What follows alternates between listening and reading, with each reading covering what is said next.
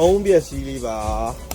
ငယ်တော့ကလေကျွန်တော်အုံးပြက်စီးတွေတုံးဘူးကြရပါလားဒီဟာလေးကကျွန်တော်မိတ်ဆွေတို့ဒါဘူတုတလေးပြကျင်တာပါဒီဟာကကျွန်တော်တို့အုံးတန်မြင်ကိုကျွန်တော်ဆက်နေပေါ့နော် special ဆက်နဲ့ထိုးထားတဲ့ခါမှာဒီလိုမျိုး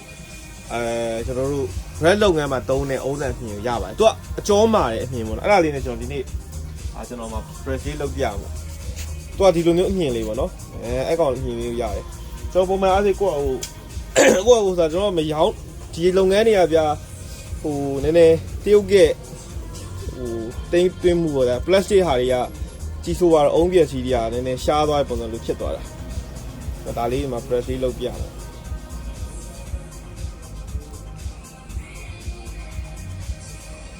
ဒါဆိုရင်ကျွန်တော်တို့အုံးတဲ့အမြင်အကျော်အတန့်ပေါ့နော်အတန့်ကိုကျွန်တော်တို့ကလှုပ်ထားရဗျာ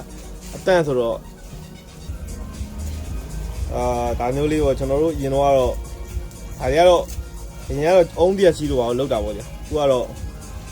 ဒီလုပ်ငန်းနဲ့တိတ်မလောက်ကြတော့ဘူးလောက်တဲ့လူတွေလည်းရှိတော့ရှိပါတယ်နဲဝါကြီးပေါ့ဒါမျိုးလေးဖီလေးနဲ့ဖီလိုက်ဒါလေးဒီကအစာလေးရှင်တော့ပါနော်ဒီမှာဒါမျိုးလေးတွေဟာ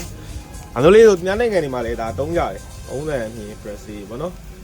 ကျွန်တော်ဘာမှမပေါ့ဘူးတူတာအနေနဲ့လောက်ပြထားတာပါ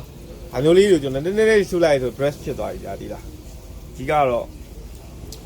အလေးပြပေးတာပါသူကအုံးတဲ့မြင်တာမအမြင်နေနဲ့မတူကျွန်တော်ဟိုတစ်ခေါက်ရတော့အမြင်အကျော်ကိုပဲထုတ်ထားတဲ့ဟာပေါ့နော်ဘုံပြစီလေးပါကျေးဇူးပါ